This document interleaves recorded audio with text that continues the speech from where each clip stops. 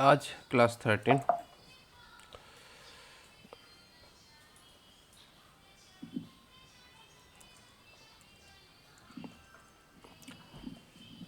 Actually last time हम लोग जो काम किए थे ऑलमोस्ट हम लोगों का जावास्क्रिप्ट रिलेटेड सारा काम ऑलमोस्ट हो गया है। ठीक है, ऑलमोस्ट सारा काम हो गया। अभी क्या होगा, अभी हम लोग मॉड्यूलर प्रोग्राम में जाएंगे। मॉड्यूलर प्रोग्राम में बेसिकली क्या होता है, जो बेसिकली हम लोग एक्स्ट्रा नल सर्वर से या बाहर से हम लोग इस डेटा को एक्सेस, मतलब जो भी है उसको एक्सेस करके काम करेंगे। तो ये है बेसिकली हम लोगों का मेन प्रोसेस। तो इसके लिए क्या करते हैं हम लोग, जब भी सॉफ्टवेयर फ्रंट एंड और बैक एंड कुछ भी अगर काम करते हैं अभी के डेट में, तो हम लोगों को ज़रूरत पड़ता है बिल्ड टूल, क्योंकि विदाउट बिल्ड टूल हम लोग कोई भी काम कर नहीं पाते। तो बिल्ड टूल एक बात है, मतलब बिल्ड टूल बेसिकली क्या होता है, जब हम लोग कोई भी सॉफ्टवेयर बिल्ड करते हैं, जैसे कि आप रिएक्ट जेएस सीखना चाहते हो, तो रिएक्ट जेएस बेसिकली क्या है, रिएक्ट जेएस एक लाइब्रेरी है, react.dev है इसका ऑफिशियल वेबसाइट। तो रिएक्ट बेसिकली एक यहाँ पे जो भी चीज़ें दिया है वो बेसिकली हम लोगों को एक कंपोनेंट बिल्ड करने का ऑप्शंस यहाँ पे जनरली देता है। तो रिएक्ट में मेनली जो भी हम लोग चीज़ें लिखते हैं वो कम्प्लीटली आपको जावास्क्रिप्ट बेस एक component structure, JavaScript base coding structure आपको दिखेगा। बट रिएक्ट में बहुत सारा चीज़ है, लेकिन रिएक्ट में जो भी चीज़ है इसको एज ए लाइब्रेरी इसको यूज़ करते हैं। तो लाइब्रेरी का मतलब क्या होता है, लाइब्रेरी का मतलब यही है कि जिसको हम लोग एज ए डिपेंडेंसी कहीं ना कहीं हम लोग उसको यूज़ करते हैं, बट उसका कोई प्रॉपर स्ट्रक्चर नहीं होता है। उसको जैसे हम लोग यूज़ करना चाहे वैसे यूज़ कर सकते हैं। लाइब्रेरी ऐसे है। और फ्रेमवर्क क्या होता है, फ्रेमवर्क थोड़ा सा एडवांस होता है।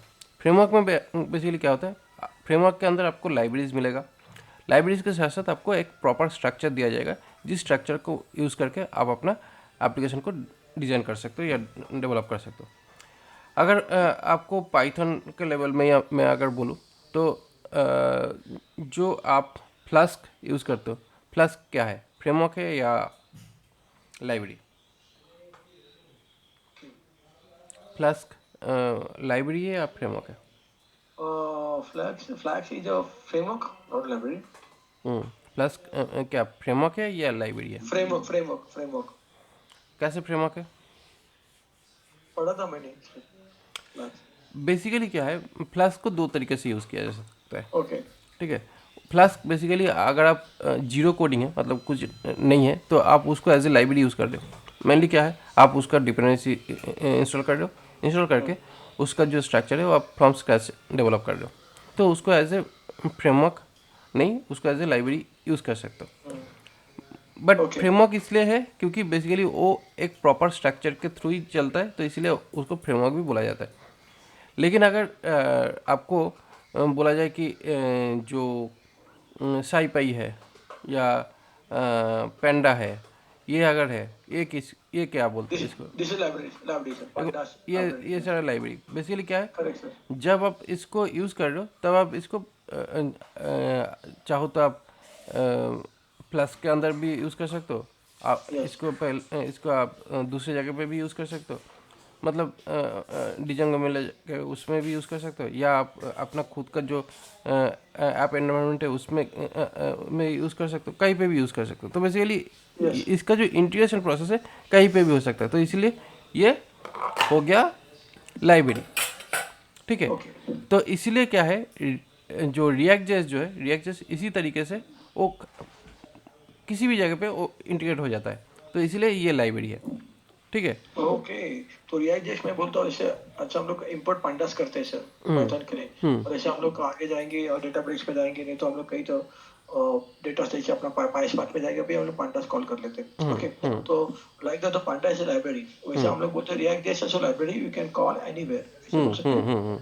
Basically okay. कोई भी प्रोजेक्ट के अंदर आप इसको खोल कर सकते हो और उसको यूज़ करके आप उसका फ्रंट एंड डेवलपमेंट कर सकते हो, जिससे क्या होता है, फ्रंट एंड ऑप्टिमाइज होता है और आपका जो यूआई है वो बेहतर परफॉर्म करता है। इसीलिए ये रिएक्ट इतना ज़्यादा पॉपुलर हुआ है।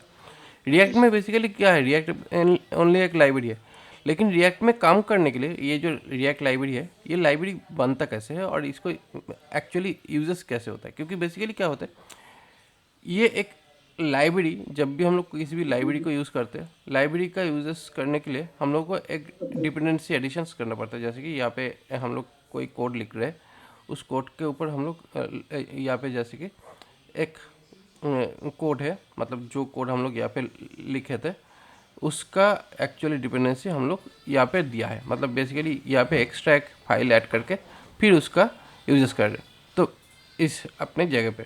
तो ये जो पार्ट है इसी को बोला जाता है एक्चुअली लाइब्रेरी प्रोसेस, এবং लाइब्रेरी को हम लोग जब यूज़ करते हैं तब ऐसे डिपेंडेंसी यूज़ करते हैं, ठीक है। करेक्ट, यस, ये जैसे है हम लोग का HTML में क्या था, जैसे हम लोग स्क्रिप्ट को रिकॉर्ड। HTML में हम लोग इस तरीके से कॉल करते हैं। तो ये करेक्ट, होता है बेसिक डिपेंडेंसी जो कि हम लोग HTML को यूज़ करके कर रहे हैं। बट जब हम लोग एप्लीकेशन बिल्डअप करते हैं अभी के डेट में हम लोग एप्लीकेशन बिल्ड करने के टाइम पे ज़रूरत पड़े तो हम लोग लाइब्रेरी को अलग रख सकते हैं, अपना कोड अलग रख सकते हैं। लेकिन कभी कभी ऐसा भी होता है कि लाइब्रेरी और अपना जो कोड दोनों को एक साथ में मर्ज करके एक ही फाइल में रखते हैं, जहाँ पे लाइब्रेरी का कोड भी पहले रहता है, उसके बाद हम लोगों का जो कोड है वो भी रहता है। अगर ये सारा कोड को एक फाइल में रखना है और उसको मैनेज करना है आपको, तब क्या करते हैं, तब हम लोग बिल्ड टूल का हेल्प लेते हैं। ओके, बिल्ड टूल का अप्लाई। बेसिकली क्या हुआ था, यहाँ पे हम लोग इस जो पार्ट है इसको चाहे तो हम लोग एक फाइल में भी रख सकते थे ना, क्योंकि एक ही तो फंक्शन है।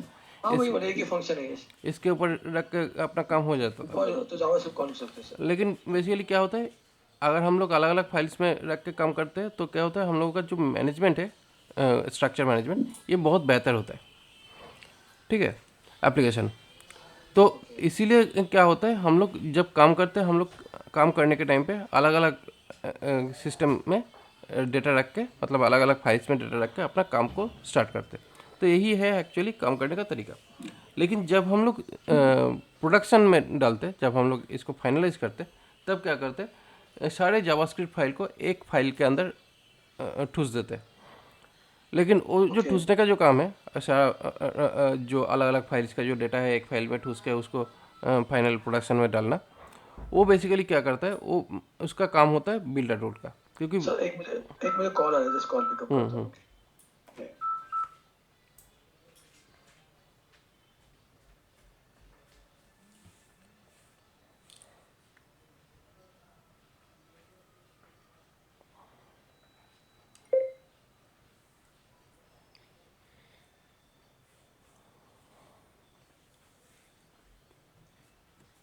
ঠান্ডা হয়ে গেছে তোমার স্নান করে না, শরীরটা ফ্রেশ লাগে। বাবা সে আসে কিন্তু অল্প আমি শুধু মাথাটা নাড়াচ্ছি। স্নানটা করে না, দেখবে গাটা ফ্রেশ লাগবে। তারপরে দুপুরবেলা একবার ঘুমিয়ে নিও, আর যদি সেরকম অসুবিধা তাই ফ্রিজ আছে, ব্রাউনি না হ্যাঁ ব্রায়ানি এখন এখন ঠিক হয়ে যাবে, জলদি। একটু খেয়ে খেতে স্নান করে দিই।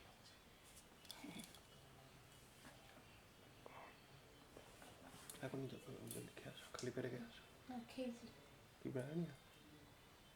স্নানটা করে নিই তারপরে পরে খাচ্ছি। ঠিক আছে, হ্যাঁ ব্রায়ানিয়া ছিল তো, ওটা তো মাথায় দিয়েছিল না, আমি ভেবেছিলাম যে অ্যালোপ্যাথি ওষুধ। ব্রায়ানিয়া খেলে তো জ্বর ছেড়ে যায়। পাসপোর্ট হুম,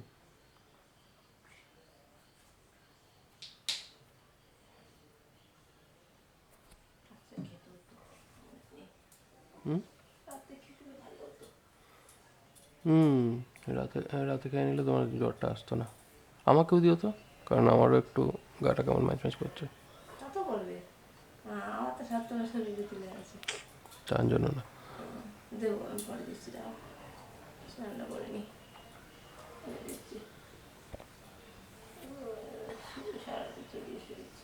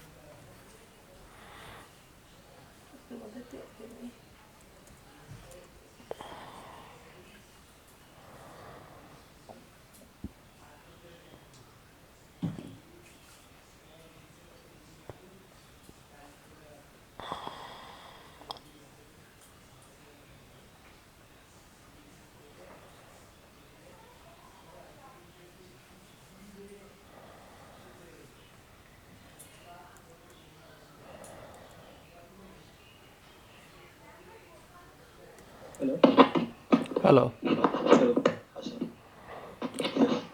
आई back sir. Okay,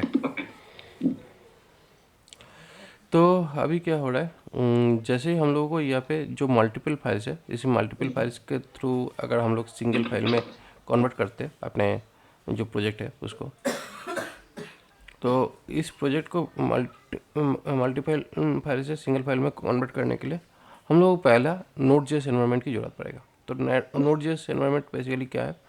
node JS environment हम लोग सिस्टम में जब हम लोग काम करते हैं तो ये नोड जेएस हम लोग को इंस्टॉल करना पड़ेगा, ठीक है? ओके, ऑलरेडी शायद है आपके पास नोड अच्छा जेएस। ऑलरेडी ऐसे, इसलिए तो हम लोग तो जावास्क्रिप्ट रन कर सकते हैं सर, नोट जैसे तो है मेरे पास। नोड जेएस बेसिकली इंस्टॉलेशन जो प्रोसेस है अभी थोड़ा सा चेंज हुआ है। यहाँ पे ओके थर्ड पार्टी डिपेंडेंसी के थ्रू नोड जेएस वर्जनिंग को मैनेज कर सकते हैं, तो इस तरह का एक ऑप्शन अभी दिया है। ये एक्चुअली बेहतर है, ये बहुत पहले देना चाहिए था। ये इससे क्या होता है, इससे हम लोग मल्टीपल वर्जन्स जो है उसको यूज़ कर सकते हैं अपने सिस्टम के अंदर नोड जेएस का, क्योंकि बेसिकली क्या होता है, बहुत सारे सॉफ्टवेयर होते हैं जो ज़्यादा अपडेट होता नहीं है। और नोड जेएस का बेसिकली प्रॉब्लम यही है कि जब हम नया वर्जन में अपडेट करते हो एनवायरनमेंट, बहुत सारा सॉफ्टवेयर होता है जो 20 में या 18 में जो डेवलप हुआ है उसका वर्जन अपडेट नहीं होने की वजह से उसमें क्या होता है, बहुत सारा ब्रेक हो जाता है, बहुत सारा कोडिंग का इशू आता है। तो इसी वजह से क्या होता है, इस तरह का ऑप्शन अभी ये दिखा रहा है कि इस तरीके से अगर आप सेटअप करोगे तो क्या होगा, मल्टीपल वर्जन्स आप यूज़ कर सकते हो नोड जेएस में, क्योंकि ये npm जो है ये नोड जेएस पैकेज मैनेजर है, version manager. Basically package manager नहीं, ये वर्जन मैनेजर है। तो अलग अलग वर्जन्स का जो सेटअप है वो हम लोगों को इसी के थ्रू मैनेज करते हैं। मैं भी बहुत अलग अलग टाइप का वर्जन्स जो है, वर्जन्स वाइज मैं अपना जो ऐप है उसको यूज़ करता हूँ, टेस्ट करता हूँ। तो इसलिए ये काफ़ी अच्छा है डेवलपमेंट के पर्सपेक्टिव में देखा जाए तो, लेकिन लर्निंग पर्सपेक्टिव में उतना कॉम्प्लेक्स करने की ज़रूरत नहीं। तो इसलिए यहाँ पे आपका जो भी ऑपरेटिंग सिस्टम है उसी ऑपरेटिंग सिस्टम को यूज़ करके उसके बाद आपका यहाँ पे डायरेक्ट इंस्टॉलर मिल जाएगा, आप इंस्टॉल करो, हो जाएगा। तो ये है नोड जेएस एनवायरनमेंट जो पहला चीज़ है लगेगा। ओके इसके बाद यहाँ पे इसका काम क्या है, इसका काम बेसिकली सिस्टम के साथ कनेक्ट करके सिस्टम के थ्रू हम लोगों का जो भी एप्लीकेशन है उसको सिस्टम में एग्जीक्यूट कराने का काम करते हैं, मतलब सिस्टम इनेबल करते हैं अपना कोड को। लेकिन जब हम लोग बिल्ड करते हैं किसी भी चीज़ को, तब हम लोग बेसिकली ब्राउज़र के ऊपर बेसिकली जो भी बिल्ड करके हम लोग जो डालना चाहते हैं क्लाइंट के लिए, वो बेसिकली ब्राउज़र के लिए करते हैं। मतलब बेसिकली बिल्ड तो होगा नोड जेएस एनवायरनमेंट पे, लेकिन उसका जो आउटपुट आएगा वो ब्राउज़र में आएगा। तो इसीलिए ब्राउज़र फाइल जो है ये बहुत पहले, मतलब यही पहला कॉन्सेप्ट लाया था, जिसके वजह से यहाँ पे एक मैजिक टोपी दिख रहा है। तो यहाँ पे मैजिक टोपी में बेसिकली इसका मेन पर्पस यही है कि मल्टीपल जो फाइल्स है जिसका सपोर्ट्स अलग अलग फाइल में रखता है, उसको एक करके एक फाइल के अंदर डाल के उसको ब्राउज़र में डाल देना, जिससे क्या होता है काफ़ी ज़्यादा सिंपल लगता है जब ब्राउज़र में कोड्स सारे चलते हैं। तो इसलिए यहाँ पे एक प्रोसेस दिखाया कि कैसे हम लोग इसको यूज़ करके इसको बंडल करते हैं। तो जैसे कि यहाँ पे एक यूनिक बोलकर एक थर्ड पार्टी पैकेज है, उस थर्ड पार्टी ओके पैकेज को यहाँ पे लिया, लेने के बाद इसको बेसिकली इसका यूज़ किया है, यूज़ करके यहाँ पे नोड पैकेज मैनेजर से, मतलब npm से उस यूनिक जो पैकेज है जो यहाँ पे यूज़ किया है उसको बंडल किया है, और उसको बंडल करने के बाद फाइनली जो भी डिपेंडेंसी और जो अपना जो कोड है वो मिला के इसको browser file command line tool से आउटपुट फाइल से बंडल फाइल, और उसी बंडल फाइल को जब ब्राउज़र में रन कर रहे तो विद डिपेंडेंसी अपना जो कोड है वो रन कर रहा है ब्राउज़र में। तो यही है basically actually process to create our front end system. तो ये बेसिकली है जब हम लोग इसको यूज़ करके काम कर सकते हैं। बट इसका जो यूजर्स है ये बहुत पहले आया था, उसके बाद से इसका जो यूटिलाइजेशन है बहुत ज़्यादा अभी होता नहीं है। ओके। हाँ, वो एक मिनट, एक सर, एक मिनट, अब घर पे कोई आए, मैं 2 मिनट में आता हूँ। ठीक है। Okay.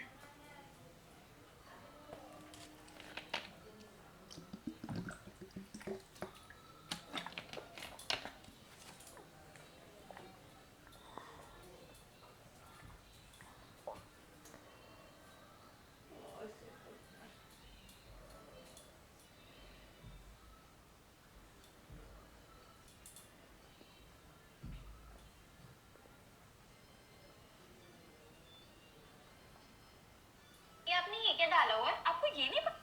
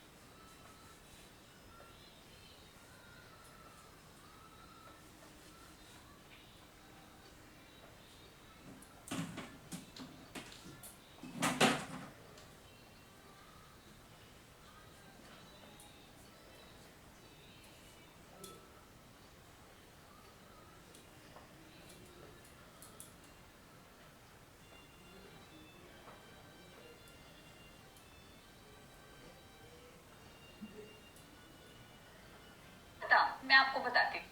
Please tell me they give you this.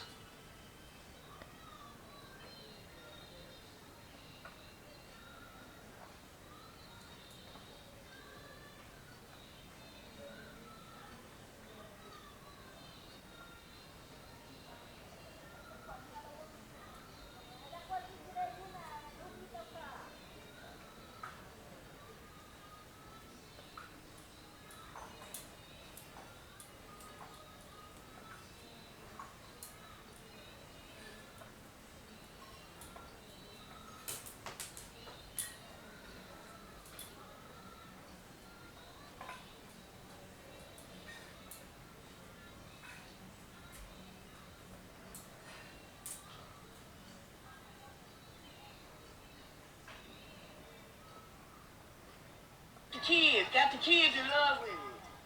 It's gonna snatch their mama and daddy right out their arms. Don't say that. It's gonna pick up the kids and take the kids to them. I'm telling you what the thing gonna do. What? Oh.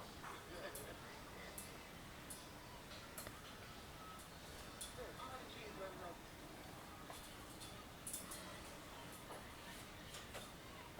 They said, hi, robot.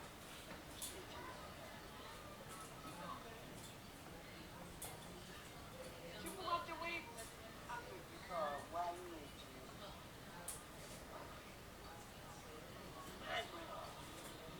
Hello. हाँ बोलिए। Sorry sir, बहुत disturbance हो रहे हैं मेरे। कभी इतना नहीं हो रहा, घर पे भी आ रहे थे गेस्ट। हाँ बताओ सर, अभी हम लोग ब्राउजर फाइल पे थे। ओके। सब फाइल डालना पड़ता है और इसके बाद सिंगल फाइल बना के देते हैं। तो बेसिकली ब्राउज़र फाइल जो है वो अभी है मार्केट में, बट हम लोग इसको भी यूज़ करते नहीं हैं अभी प्रोफेशनल लेवल में। उसके बाद बहुत सारे फ्रेमवर्क जो फ्रंट एंड डेवलपमेंट में, जैसे आप एंगुलर हो या रिएक्ट में, इसको भी कभी यूज़ किया जाता था वेब पैक, जिस पे क्या होता था, हम लोगों को बहुत सारा डायनामिक टाइप का HTML CSS फाइल होता था, तो उसको कंप्रेस करके स्टैटिक ओके एसेट में डिप्लॉय किया जाता है, क्योंकि ब्राउज़र में जो सपोर्ट करता है JS CS और PNG JPG, ये नॉर्मल फाइल्स है, और HTML ये नॉर्मल फाइल है जो कि फ्रंट एंड में सपोर्ट करता है। तो इसीलिए क्या होता है, सारे डायनामिक फाइल को कंप्रेस करके स्टैटिक फाइल में कन्वर्ट कर देता था वेब पैक। लेकिन इसका जो प्रोसेस है ये बहुत ज़्यादा कॉम्प्लिकेटेड प्रोसेस है, इसका सेटअप काफ़ी ज़्यादा करना पड़ता है, जिसके बाद जाके हम लोग इसको काम पे लगा सकते हैं। तो ओके ये इसलिए ये भी और काफ़ी हद तक ये बहुत ज़्यादा ऑप्टिमाइज्ड भी था नहीं, तो इसी वजह से इसका अभी हर कोई इसको यूज़ करना छोड़ दिया है। तो उसके बाद एक चीज़ आया है जो सारे लोग यूज़ करते नहीं हैं, मतलब बेसिकली एज ए डेवलपर अगर आप काम करते हो तो यूज़ कर सकते हो, लेकिन फ्रेमवर्क जो डेवलपमेंट करते हैं वो लोग बेसिकली इस टूल को अभी यूज़ कर रहे हैं, मतलब वाइट जेएस जो है, वाइट डॉट डेव, इसको यूज़ वाइट किया जा रहा डॉट ओके है। तो ये बेसिकली अभी सबसे ज़्यादा यूज़ किया जा रहा है, क्योंकि ये बहुत ज़्यादा ऑप्टिमाइज्ड है और फास्ट है इस काम को करने के लिए।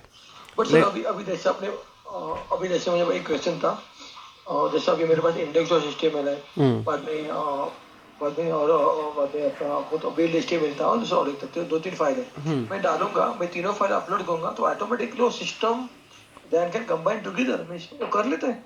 हाँ, बेसिकली किस तरीके से करते हैं वो दिखाता हूँ। तो बेसिकली ये मेजर प्लेटफॉर्म्स है, इसके अलावा भी बहुत सारा है जो फ्रंट एंड में फ्रंट एंड और बैक एंड को कंबाइन करके डेवलप करने में हेल्प करता है। क्योंकि बेसिकली नोड.जेएस एक एनवायरनमेंट है, उसमें हम लोग ज़्यादा कुछ कर नहीं पाते। उसके ऊपर जब तक हम लोग कोई भी बिल्डर टूल नहीं डालेगा तब तक हम लोगों का प्रॉपरली सॉफ्टवेयर का जो आउटपुट रिक्वायरमेंट है वो नहीं निकलेगा। तो इसलिए मैं बाइट को अभी एलिमिनेट करता हूँ। मुझे पार्सल जेएस जो है ये ओके सबसे ज़्यादा आसान टूल है, जिसको इंटीग्रेट करके यूज़ करना काफ़ी ज़्यादा आसान होता है, क्योंकि यहाँ पे बोल रहा है कि जीरो कॉन्फ़िगरेशन, तो यहाँ पे ऑलमोस्ट जीरो कॉन्फ़िगरेशन ही है। पहले इससे भी ज़्यादा जीरो कॉन्फ़िगरेट था, बट अभी थोड़ा सा इसमें कॉन्फ़िगरेशन करने की ज़रूरत पड़ता है, क्योंकि यहाँ पे अभी बहुत सारा चीज़ें आ चुका है मार्केट में, तो इसकी वजह से थोड़ा बहुत कॉन्फ़िगरेशन की ज़रूरत पड़ता है। लेकिन ऑलमोस्ट इसका जो मोटिव है जीरो कॉन्फ़िगर करना। तो यहाँ पे parcel.js.org में जाने के बाद यहाँ पे डॉक्स में जाएंगे। यहाँ पे दो तरीके का एप्लीकेशन मोस्टली यहाँ पे डेवलप किया जाता है। एक होता है वेब ऐप, दूसरा होता है लाइब्रेरी। वेब ऐप जो है ये कम्प्लीटली फ्रंट एंड के लिए, और लाइब्रेरी जो है वो बैक एंड फ्रंट एंड दोनों के लिए काम कर सकता है। बेसिकली ये क्या करता है, ये आप मल्टीपल फाइल्स में जब आप किसी भी सॉफ्टवेयर को डेवलप कर रहे हो उसको कंपाइल करके उसको सिंप्लीफाई करना और उसको कन्वर्ट कर देना, ये है एक्चुअली इस लाइब्रेरी फाइल का काम मोस्टली। तो अभी इसका प्रोसेस क्या है, मोस्टली हम लोग अभी फ्रंट एंड के तौर पे देख रहे हैं, तो फ्रंट एंड में हम लोग इसको यूज़ कर सकते हैं। तो जैसे ही हम लोग वेब ऐप में गए, वेब ऐप में जाने के बाद यहाँ पे हम लोगों के पास ये ऑप्शंस दिया हुआ है, जो यहाँ पे npm create पार्सल, मतलब npm create parcel basically parcel को कॉल करना है। उसके बाद वेनिला, मतलब जो हम लोग नॉर्मल जो जावास्क्रिप्ट लिखते हैं उसको वेनिला कोड बोलते हैं, तो वेनिला उसके बाद प्रोजेक्ट फोल्डर नेम ये दिए। उसके बाद हम लोग उस प्रोजेक्ट फोल्डर में कुछ कुछ चीज़ें आ जाएगा जो ऑटोमेटिकली एक स्ट्रक्चर क्रिएट करके दे देगा। तो यहाँ पे कुछ सॉरी मैं स्टॉप कर दूं सर। यहाँ पे npm और this will be required for, जैसे हम लोग नोड लिखते थे जावास्क्रिप्ट रन करने के लिए, वैसे npm हम लोग किसके लिए लिखेंगे, लाइक npm बेसिकली हम लोग लिखते हैं तभी जब हम लोग थर्ड पार्टी पैकेज इंस्टॉल करना चाहते हैं अपने सिस्टम के अंदर, तभी हम लोग npm यूज़ करते हैं। npm का फुल फॉर्म है node package manager. Okay, and this is applicable for third party. आता जैसे पाइथन में हम लोग इंपोर्ट करके डालते हैं कोई भी हाँ, लाइब्रेरी डालते पिप तो सेम जैसे यूज़ करते हैं वैसे ही पिप का वैसे ऑल्टरनेटिव, हाँ, नोड के okay npm। Okay pip control to npm, ठीक है। पिप कंट्रोल इसके बाद और create is a keyword, then parcel is like that one, and vanilla is a what is आपने बताया sir, vanilla is JavaScript means vanilla basically JavaScript, normal जो JavaScript हम लोग यूज़ करते हैं उसको वेनिला जेएस बोलते हैं। ओह यस ठीक है, नॉर्मल जो यूज़ करते हैं वो वेनिला जेएस बोलते हैं उसको। बट उससे क्या होता है, हम लोगों का छोटा मोटा प्रोजेक्ट का काम तो बहुत बढ़िया से चल जाता है, छोटा मोटा अभी नहीं, बड़ा प्रोजेक्ट भी होता है।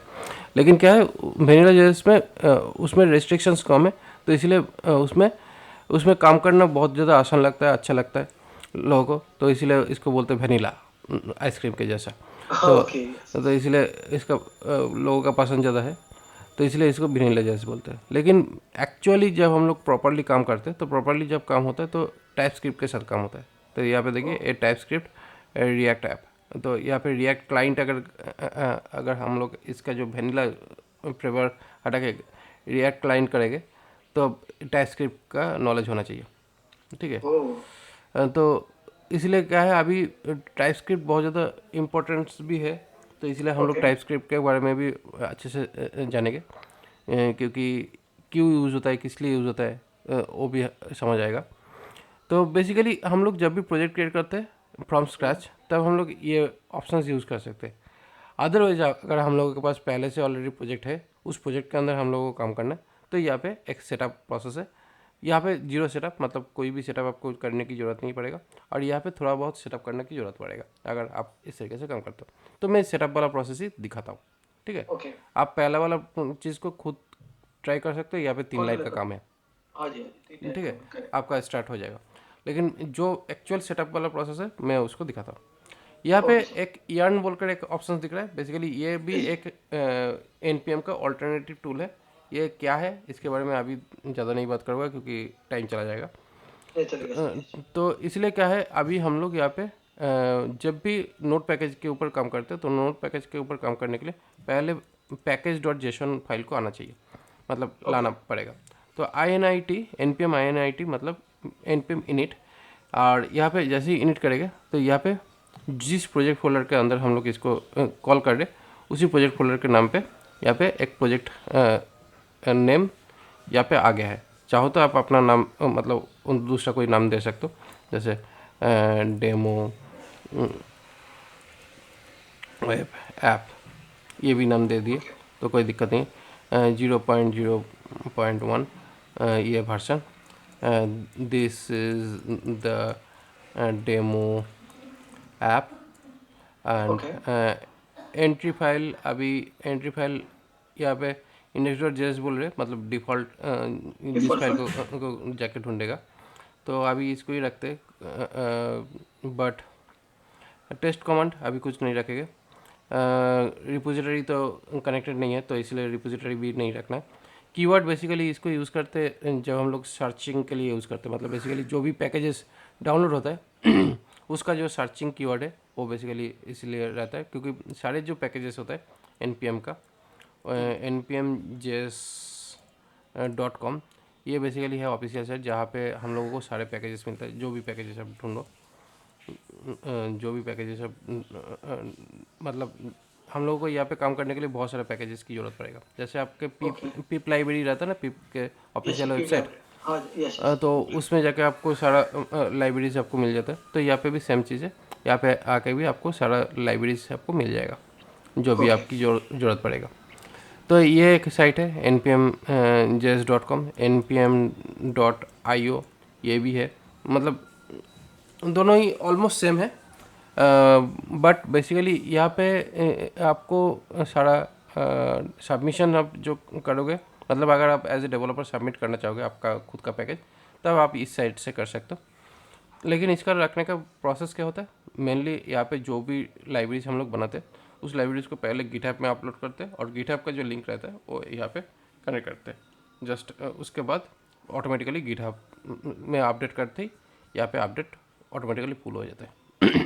ओके तो यहाँ पे मैं ऑथर अभी इस पैकेज को बनाने का, उसके बाद यहाँ पे इसको यस कर देता हूँ। तो अभी यहाँ पे package.json जो है ये फाइल आ चुका है, ओके। ओके तो अभी ये फाइल आ जाने के बाद हम लोग को डिपेंडेंसी अटैच करना पड़ेगा, क्योंकि यहाँ पे हम लोग डिपेंडेंसी के ऊपर ही काम करेगा। तो ये जो डिपेंडेंसी है npm इंस्टॉल --- ये जो इंस्टॉल है ये बेसिकली क्या होगा, ये लोकल एनवायरनमेंट के लिए हम लोग इसको डेवलपमेंट पैकेज यहाँ पे यूज़ कर रहे हैं।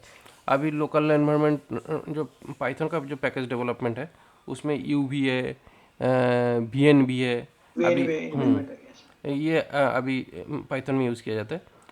तो नोड.js में हम लोगों को दो तरीके से हम लोग काम कर सकते हैं। अगर लोकल काम करना है तो लोकल, और ग्लोबल काम करना है तो ग्लोबल। यहाँ पे बेसिकली इंस्टॉल हुआ नहीं है क्योंकि यहाँ पे एरर आया है। ये एरर जो है ये परमिशन एरर है। ये मैक और लिनक्स में आपको दिखेगा इस तरह का प्रॉब्लम। तो इस प्रॉब्लम का सॉल्यूशन sudo यूज़ करके करना पड़ेगा। सुपर यूजर करके यस। रूट यूज़र का जो सेटअप है वो लेना पड़ेगा, मतलब परमिशन, तब जगह यहाँ पे ये जो मॉड्यूल है इसको लोकली इंस्टॉल करेगा। ओके ये मैक का थोड़ा सा दिक्कत है,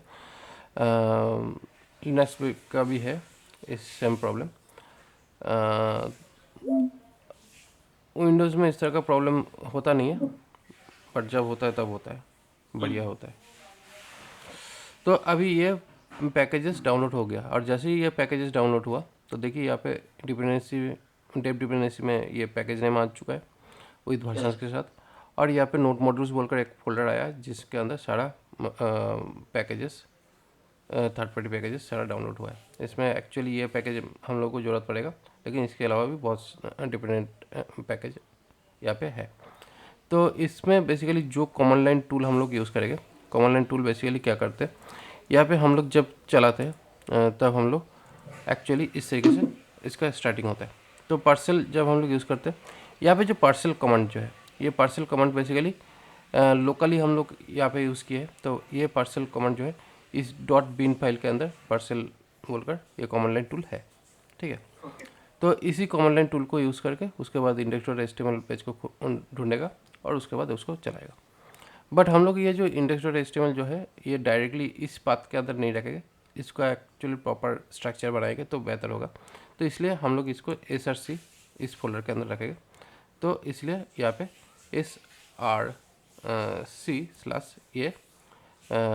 src ये बेसिकली क्या होगा, जब भी हम लोग कोई भी स्ट्रक्चर के ऊपर काम करेंगे तो सोर्स फोल्डर के अंदर सारा जो भी प्रोजेक्ट है वो रहेगा, और जैसे ही ये बिल्ड होगा ये डिस्ट फोल्डर के अंदर चला जाएगा जो कि डिस्ट्रीब्यूटेड फाइल फोल्डर होगा। ओके तो इसके अंदर हम लोग index.html ये डाल के यहाँ पे HTML बोलकर यहाँ पे मैंने एक फाइल यहाँ पे सेट किया। उसके बाद यहाँ पे जस्ट मैंने यहाँ पे लिखा h1 टैग में हेलो वर्ल्ड, जस्ट ये दे दिया। देने के बाद यहाँ पे क्या करता हूँ, इसके अंदर npm स्टार्ट मतलब बेसिकली ये वाला जो फाइल है इसको, मतलब इस कमांड को कॉल कर रहा हूँ। तो उसके लिए npm स्टार्ट ये कॉल करना पड़ता है। जैसे ही यहाँ पे कॉल किया तो यहाँ पे तुरंत कुछ सेटअप यहाँ पे दिखा रहा है। तो अभी ये जो मेन वाला है ना, ये इसके थ्रू एक प्रॉब्लम आ रहा है कि ये फाइल कहाँ है, index.js कहाँ है, मेन जेस को कॉल कर रहे हो। तो हम लोग एक्चुअली तो ये फाइल तो है नहीं, तो इसलिए हम लोग इसको हटा देते हैं। तो इसको ऐसे हटा दिए तो ये जो प्रॉब्लम था वो चला गया। तो चला जाने के बाद यहाँ पे लोकल होस्ट 1234 मतलब एक डेवलपमेंट एनवायरनमेंट क्रिएट हुआ। तो ये यहाँ पे लोकल होस्ट 1234 जैसे यहाँ पे डालते हैं हेलो वर्ल्ड जो लिखा हुआ था वो आ गया है ब्राउज़र में, ठीक है। तो यह है बेसिकली हम लोगों का फाइनल आउटपुट। लेकिन फाइनल आउटपुट में यहाँ पे तो बेसिकली हम लोग दिया था ये वाला index.py, लेकिन यहाँ पे कैसे JS फाइल आ चुका है, यस ये तो आना नहीं चाहिए था ना। ओके सर एक्चुअली मेरे प्रोजेक्ट में भी ऐसे ही दिखते हो, क्लास करके और नंबर करके जेएस फाइल। अच्छा, तो यहाँ पे ये जो फाइल है ये आ गया है। तो ये फाइल जो आया है, ये फाइल कैसे आया है, क्योंकि ये फाइल तो हम लोग कनेक्ट किया ही नहीं था। एक्चुअली फाइल है नहीं, बट इसलिए दिया कि अगर हम लोग को किसी मतलब यहाँ पे जो एनवायरनमेंट चालू हुआ था उसके अंदर जो भी कोड फ्रेश होगा या जो भी आएगा उसको वॉच करने के लिए एक्चुअली ये फाइल अभी के लिए दिया है। मतलब ये बेसिकली फाइल को चेकअप करते हैं, फाइनल आउटपुट में ये रिमूव हो जाएगा। फाइनल आउटपुट अगर हम लोग करेंगे, फाइनल आउटपुट क्या है, npm बिल्ड, मतलब ये जो बिल्ड कमांड है इसको कॉल करना है। तो npm बिल्ड कमांड को कॉल करने के लिए यहाँ पर npm run build बिल्ड करेंगे। ओनली npm बिल्ड नहीं कर सकते, ठीक है। जैसे npm स्टार्ट किया तो वैसे npm बिल्ड नहीं कर सकते। नहीं, डायरेक्टली npm बिल्ड यहाँ पे नहीं कर सकते।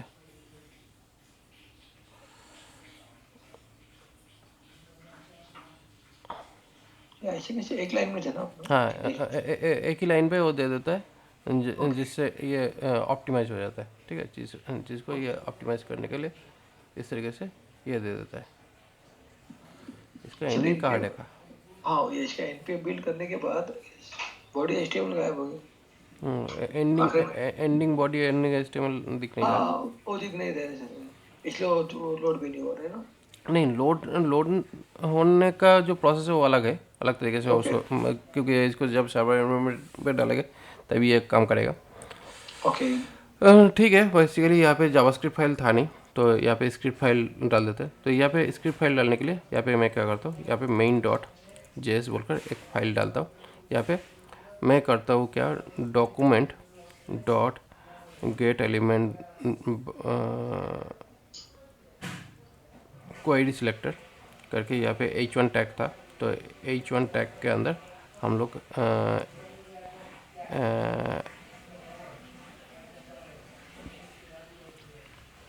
इनर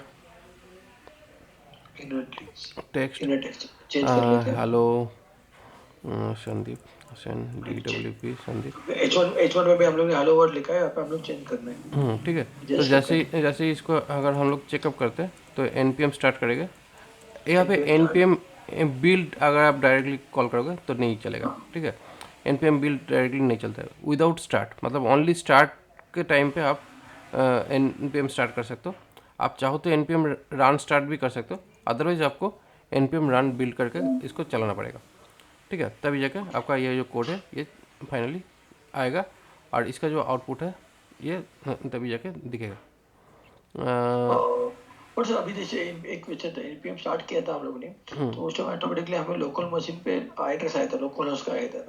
अभी हम लोग ने npm बिल्ड किया, तो बिल्ड कहाँ पे रहता है और अभी हाउ डू क्या था npm बिल्ड को हम लोग कैसे? देखिए यहाँ पे जैसे मैंने यहाँ पे बिल्ड किया तो अभी यहाँ पे आउटपुट ऐसे दिख रहा है। अच्छा, देखिए यहाँ पे बेसिकली क्या हुआ, जैसे मैंने पूरा ये दो चीज़ को डिलीट करना पड़ता है, पार्सल डॉट कैश और पार्सल डॉट डिलीट डिस्ट फाइल, ये दोनों फाइल को इन जनरल डिलीट करना पड़ता है अगर हम लोग को फाइनल प्रोडक्शन देखना है तो, ठीक है। उसके बाद आप हम लोग यहाँ पे इस तरीके से मेन डॉट जेएस को यहाँ पे लिंक करके फिर से फाइनल बिल्ड कर दिया, तो यहाँ पे ये फाइनली बिल्ड हो चुका है। तो अभी देखिए यहाँ पे ये फाइल जो है ये नॉर्मली जो हम लोग लिखे थे उसी सेम डेटा यहाँ पे दिया है, जो यहाँ पे दिया है, ठीक है। यहाँ पे जो लिखे वही सेम चीज़ यहाँ पे लिख कर दिया है और ये एक्चुअली पब्लिकली एक्सपोर्टेड फाइल है, मतलब पब्लिक डिस्ट्रीब्यूटेड फाइल है। ओके यहाँ पे जो कोड है ये भी सेम है, ये भी यहाँ पे भी बहुत ज़्यादा कुछ है नहीं ऐसा, बट तो अभी मल्टीपल क्वेश्चन है अभी इसके स्पेशली। मैं उसका आंसर करूँगा, हाँ यस यस डेफिनेटली करूँगा। तो ये हो जाने के बाद अभी यहाँ पे एक, अगर मैं इसको थोड़ा सा एक्सटेंड करता हूँ, बेसिकली एक्सटेंड कैसे करना चाहता हूँ, यहाँ पे देखिए इसको मैं फंक्शन में इसको कन्वर्ट करता हूँ, एक फंक्शन देता हूँ, ठीक है। यहाँ पे MSG बोलकर यहाँ पे मैं EL दे रहा हूँ, उसके बाद टेक्स्ट दे रहा हूँ, ठीक है। ये एक फंक्शन बना के मैंने इस पर क्या करता हूँ, यहाँ पे इसको डाल देता हूँ, एक मॉड्यूलर प्रोग्राम बनाने के लिए ये काम करता हूँ EL, ओके। उसके बाद मैं इसको क्या करता हूँ, ये टेक्स्ट अगर दे देता हूँ, तो बेसिकली अभी अगर मुझे फंक्शंस लिखना है तो MSG ऐसे करके और इनपुट पैरामीटर पास कर मैंने यहाँ पे ये डाल सकता हूँ। उसके बाद वैल्यू डाला आपने, है हेलो शिवाजी वैल्यू डाला डाल के मैंने इसको रन करता हूँ। करेक्ट, ठीक है। npm स्टार्ट करेगा तो क्या होगा, ये रियल टाइम आउटपुट दिखाएगा। तो यहाँ पे रियल टाइम आउटपुट हम लोग देखते हैं, तो हाई शिवाजी ये दिख रहा है, ओके ठीक है। तो ये हुआ मॉड्यूल। तो अभी इस मॉड्यूल को मैं एक्सटर्नल फाइल में डालता हूँ। देखिए यहाँ पे जितने भी बिल्ड हो रहा है अलग अलग, वो बिल्ड फाइल यहाँ पे बहुत ज़्यादा बन रहा है, ये इसका प्रॉब्लम होता है। तो इसलिए मैं इसको बोलूँगा कि रिमूव करके आप बिल्ड कर सकते हो फाइनल बिल्ड करने के टाइम पे। प्रोडक्शन टाइम में ज़्यादा ज़रूरत नहीं है, और कैश में भी कभी कभी प्रॉब्लम होता है जब हम लोग बिल्ड करते हैं। तो यहाँ पे मैं क्या कर रहा हूँ, एक दूसरा फाइल बना रहा हूँ फोल्डर, इसमें मैं कर रहा हूँ क्या, ऐप बोलकर मैं एक फोल्डर बना रहा हूँ जिसके अंदर ओके मैं इंडेक्स डॉट जेएस बोलकर मैं इसके अंदर इस फाइल को डाल रहा हूँ। इंडेक्स डॉट जेएस जो होता है वो डायरेक्टली कनेक्टेड हो जाता है जब भी हम लोग उस फोल्डर को लुकअप करते हैं।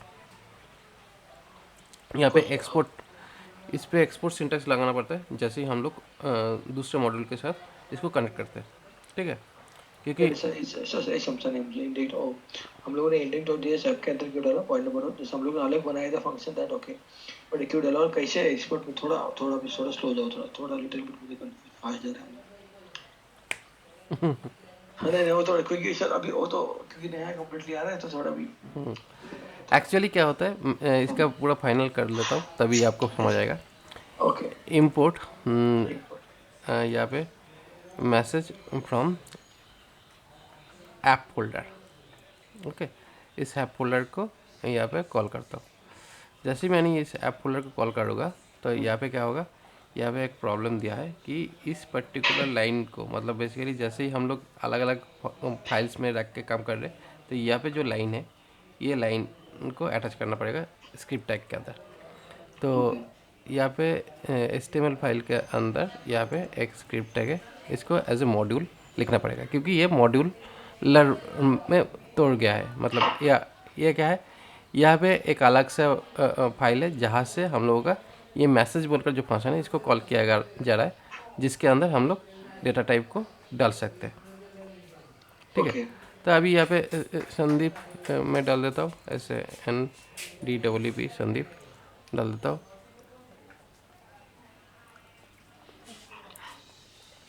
ये आ गया है, ठीक है। तो बेसिकली ये है बेसिकली मॉड्यूलर प्रोग्राम जहाँ पे हम लोगों को अलग अलग फाइल में ये डेटा डाल के यहाँ पे काम हो रहा है। मैं एक बार फाइनल आउटपुट बना के उसके बाद मैं क्वेश्चन आंसर करता हूँ। ओके सर पार्सल कैश और डिस्ट दोनों फोल्डर को मैंने डिलीट किया। उसको डिलीट करने के बाद npm run build ये डाला, उसके बाद यहाँ पे डिस्ट फोल्डर बना। अभी देखिए यहाँ पे ये स्क्रिप्ट टैग ठीक है बन चुका है। उसके बाद यहाँ पे देखिए जस्ट सिंपल एक लाइन, ठीक है, जो हम लोग पहले सिंपल फाइल बनाए थे बस उतना ही सिंपल से कोड कर दिया। वैसे हम लोगों का डेकोरेशन जो है बहुत अलग है, ठीक है, लेकिन ये समझ गया कि कितना छोटा करना है फाइनल कोड को, उतना ही छोटा कर दिया, ठीक है। तो ये बेसिकली बिल्डर टूल काम करता है। अभी आपका क्वेश्चन का आंसर दूंगा। अभी क्वेश्चन लाइक दैट जैसे हम लोग ने फर्स्ट ऑफ ऑल अपने क्या कहता सर ये npm पहले हम लोगों को प्रोजेक्ट को सेटअप करना पड़ा। तो प्रोजेक्ट को सेटअप करने के लिए npm init जो है उसको यूज़ किया था, जिसके थ्रू हम लोगों को parcel.js में बेसिकली हम लोगों को पहले ऐप नेम लिया, उसके बाद वर्जन लिया, उसके बाद डिस्क्रिप्शन लिया, उसके बाद कौन सा मेन फाइल रहेगा उसका डिटेल्स लिया था। उसके बाद यहाँ पे थोड़ा सा ऑथर नेम ये डाल के ये जो पूरा फाइल जो है package.json फाइल जो है वो आ गया था। उसके बाद हम लोग यहाँ पे डिपेंडेंसी डाला, जो यहाँ पे देखिएगा आपको स्टेप बाय स्टेप सारा यहाँ पे दिख रहा है। यहाँ पे ऑलरेडी इस जगह पे आपको स्टेप बाय स्टेप सारा चीज़ दिखा देगा, ओके ऑलरेडी है, ठीक है। मैंने बहुत सारी चीज़ें क्विकली किया, बट ये जो सिंगल फाइल में जो है डिस्क्रिप्शन आपको फ्रॉम सर पार्सल पिन कर यहाँ पे आपको स्टेप बाय स्टेप पूरा जो सेटअप है आपको यहाँ पे दे दिया है। और अगर आपको ये प्रॉब्लम लगता है जस्ट आप इसको कॉपी करके पेस्ट कर दो, उसके बाद आपको ये दिखेगा, उसके बाद आप npm स्टार्ट करोगे तो आपको यहाँ पे जो सेटअप है, जो सेटअप यहाँ पे दिया हुआ है वो सेटअप आपको मिल जाएगा रेडीमेड। ओके रेडीमेड सेटअप आपको मिल जाएगा, बट रेडीमेड सेटअप जो मिलेगा उसके बाद जाके आपको क्या होगा, आपका जो कोड सेटअप जो है कुछ इस तरीके का सेटअप आप कर सकते हो। फ्रंट एंड में आपका नॉर्मल HTML फाइल आप यूज़ कर रहे हो, उसके बाद आप जावास्क्रिप्ट फाइल यूज़ कर रहे हो, और जावास्क्रिप्ट फाइल में यहाँ पे मेन एक फाइल रखे थे, उसके बाद index.js जो है वो बेसिकली ऐप फोल्डर के अंदर रखा, और उस ऐप फोल्डर के अंदर यहाँ पे एक फंक्शंस रखा था। जावास्क्रिप्ट में क्या होता है, जावास्क्रिप्ट में जब आप अलग अलग फाइल में जब आप डेटा रखते हो, तो जावास्क्रिप्ट में बेसिकली क्या करना पड़ता है, जो फंक्शंस आप दूसरे नॉट ओनली फंक्शन, जो भी प्रॉपर्टी वेरिएबल हो सकता है, फंक्शन हो सकता है, क्लास हो सकता है, जो भी आप यूज़ कर रहे हो अलग फाइल में, जिसको आप दूसरे फाइल में कॉल करके इसको यूज़ करना चाहोगे, तो डेफिनेटली आप उस फाइल मतलब उस फंक्शन हो या वेरिएबल हो, मतलब यहाँ पे फंक्शन लिखा है, इसके अगर वेरिएबल भी होगा तो ऐप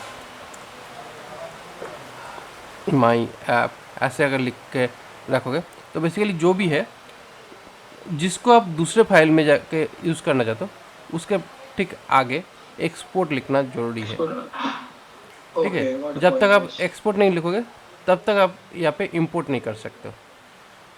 जैसे हम लोग सर फाइल बनाए तो इंपोर्ट करते हैं उस फोल्डर के अंदर पाइथन में, पाइथन वैसे में आप फाइल के अंदर पाइथन के अंदर आप इंपोर्ट डायरेक्ट लिखते हो, ओनली इंपोर्ट, एक्सपोर्ट लिखते हैं कभी। एक्सपोर्ट लिखते नहीं हो। बेसिकली जावास्क्रिप्ट के अलावा कोई भी ऐसा है नहीं जहाँ पे एक्सपोर्ट लिखने की ज़रूरत पड़ता है।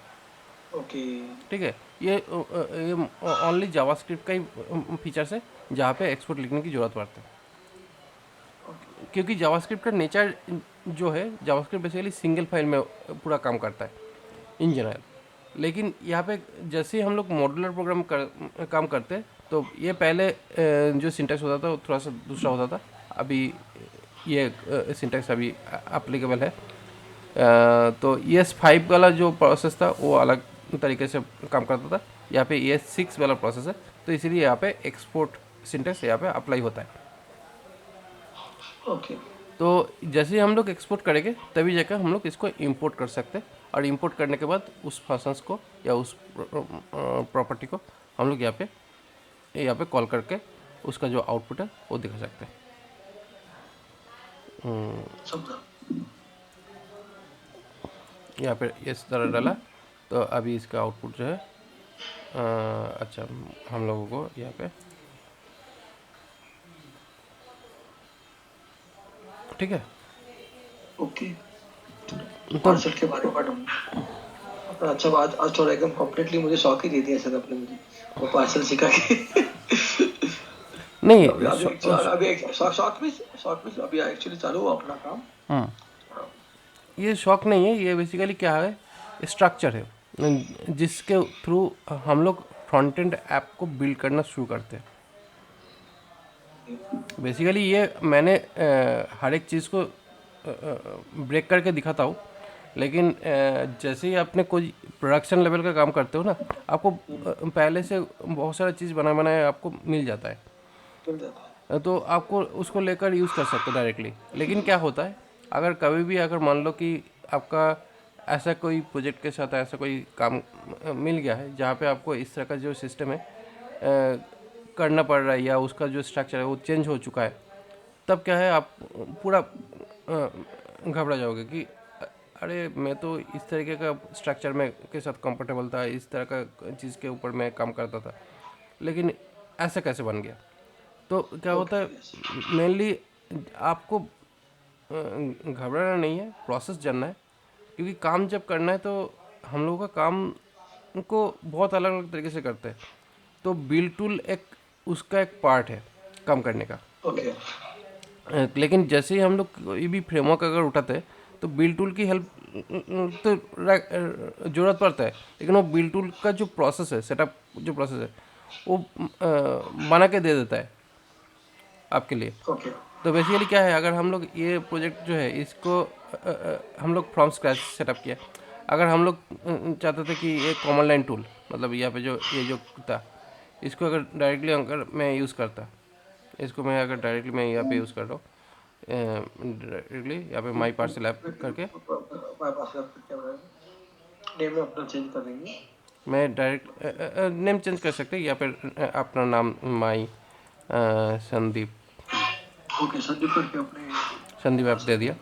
तो यहाँ पे जैसे संदीप ऐप दिया, यहाँ पे एक इस प्रोजेक्ट फोल्डर के अंदर ही एक आ रहा है। तो यहाँ पे फिर से ये इंस्टॉलेशन में प्रॉब्लम आया, बेसिकली यहाँ पे पैकेज डॉट जेसन आया था, तो यहाँ पे संदीप ऐप में CD SN संदीप ऐप को देगा। यहाँ पे जो डिपेंडेंसी है ये डिपेंडेंसी इंस्टॉल नहीं हो पाया था, तो इसलिए यहाँ पे sudo npm i करके इसमें पैकेज इंस्टॉल करना है, जो पैकेज ऑलरेडी है जो यहाँ पे नोट मॉड्यूल्स बोलकर ये जो फोल्डर है, ये अगर नहीं आएगा तो अपना काम स्टार्ट नहीं हो सकता। ओके। ये एक्चुअली साब एप्लीकेशन बन रहा है अभी, ये एप्लीकेशन और ये एप्लीकेशन दोनों अलग है। जस्ट मैं इसको यहाँ पे दे दिया। अच्छा, आई बेसिकली इंस्टॉल का ही शॉर्ट फॉर्म है। ओके, तो उसने पैकेज लॉकर जो package hyphen lock Jason package, तो दोनों में डिफरेंस क्या है, लॉक जेसन और लॉक जेसन पैकेज हम्म पैकेज हाइफन लॉक और पैकेज डॉट जेसन दोनों में डिफरेंस क्या है? ये लॉक, अच्छा लॉक, ये लॉक हाँ, LOC के, yes। यहाँ पे बेसिकली क्या होता है, पैकेज डॉट जेसन जो है ये बेसिकली ओनली कौन सी पैकेज हम लोग यूज़ कर रहे उसका इन्फॉर्मेशन रहता है, और पैकेज डॉट लॉक में बेसिकली क्या रहता है, वो पैकेज का इन्फॉर्मेशन रहता है, साथ ही साथ जो भी डिपेंडेंसीज है और उसके जो रिपोजिटरी लिंक है वो सारा यहाँ पे दिया हुआ रहता है, कौन सी रिपोजिटरी से कौन सा डेटा लेकर यहाँ पे इंस्टॉल किया जा रहा है, उसका सारा लॉग यहाँ पे है। ठीक है, ये बहुत ज़्यादा इम्पोर्टेंट नहीं है, बट नहीं मालूम नहीं, बेसिकली इससे क्या होता है हम लोगों को पता चलता है कि ये एक्चुअली जो सोर्स डायरेक्टरी जो है ये फाइल का जो क्या होता है, कभी कभी हम लोगों को फ्यूचर में जब हम लोग काम करते हैं बहुत सारा ये जो है ना रजिस्ट्री ऑप्शन ये मिसिंग हो जाता है। हम लोग क्या करते हैं, जैसे ही हम लोग इसको रिमूव कर देंगे, नया पैकेज जब अपडेट होता है तो कभी कभी क्या होता है, ये लॉक फाइल अगर नहीं रहता है तो आपको इसका सोर्स डेस्टिनेशन जो है वो मिसिंग हो जाता है। ओके, तो उस टाइम पे हम लोगों का ये प्रॉब्लम जो है पैकेज इंस्टॉलेशन के टाइम पे उसको प्रॉब्लम आता है, तो इसी वजह से ये लॉक फाइल आता रहता है साथ में ये। ओके। तो हम लोग ने अभी क्या सर एक्चुअली npm किया, ऑटो संदीप नाम का पैकेज बनाया, तो automatically package lock package Jason और नोड मॉड्यूल ऑटोमेटिकली इंस्टॉल हो गया सर। ये सारा चीज़ इंस्टॉल होकर आपको पूरा स्ट्रक्चर आपको दे दिया है। ठीक है, जो आप यहाँ पे जाके डायरेक्टली अभी npm स्टार्ट करोगे तो आपका आप जैसे आपके स्टार्ट करोगे तो अभी आपका एप्लीकेशन ऐसे दिखेगा। ओके, पास करेक्ट, यस। ठीक है, बहुत सिंपल तरीके से आपको दे दिया है, अभी इसके थ्रू आप अपना काम जो है स्टार्ट कर सकते हैं। लेकिन हाँ, लेकिन ये है क्या है, ये आपको खुद का एक सेटअप दे दिया, मतलब बेसिक सेटअप, जो आप चाहो तो यूज़ कर सकते हो, नहीं चाहो तो डिलीट कर सकते हो। लेकिन मैं अपना जो प्रोसेस है सेटअप खुद से वो भी किया है, उससे भी हम लोग काम कर सकते हैं। तो सेम चीज़ है, आप कोई भी यूज़ कर सकते हो। बेसिकली क्या होता है, हम लोग को रेडीमेड स्ट्रक्चर दिया जाता है, उसको बोलते हैं boiler plate. Okay, boiler plate या बेसिक टेम्पलेट आपको दे दिया गया है। उसके बाद आपका जो एक्स्ट्रा जो काम है वो आप खुद कर सकते हो। ठीक है, मतलब बेसिकली यहाँ पे जो दिया है वही सेम चीज़ आपको यहाँ पे गाइड कर रहा है कि ये स्ट्रक्चर किस तरीके से आप खुद इसको यूज़ कर सकते हो, बना सकते हो। ओके, जो ऊपर में एक लाइन 2-3 लाइन में आपका काम हो जाता है, उस वही चीज़ को आपको एक्सप्लेन करके दिया है सेकंड स्टेप में। ओके, ठीक है, तो ज़्यादा कॉम्प्लिकेटेड नहीं है, सिर्फ यही एक पेज का ही कंटेंट है जो आपको समझ के आपका काम जो है वो आगे बढ़ जाएगा। जस्ट हम लोग पहले जितने भी काम किए सारा काम हम लोग इसमें ही कर सकते, जस्ट हम लोगों को प्रोसेस जो है वो थोड़ा सा एडवांस हो गया है।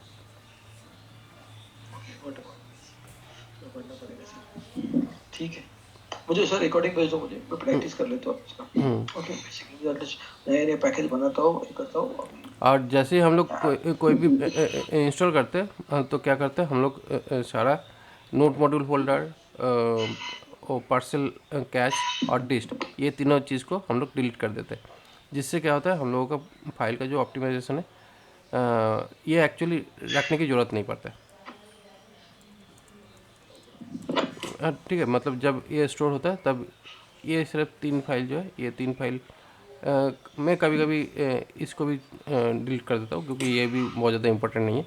सिर्फ ये सोर्स फोल्डर और ये पैकेज डॉट ये दोनों फोल्डर की ज़रूरत पड़ता है। जैसे ही हम लोग इसको यूज़ करेंगे तो ये इसको अनजिप करके npm इंस्टॉल करना है पहले, फिर अपना npm स्टार्ट करेंगे तो काम प्रोजेक्ट स्टार्ट हो जाएगा। ओके,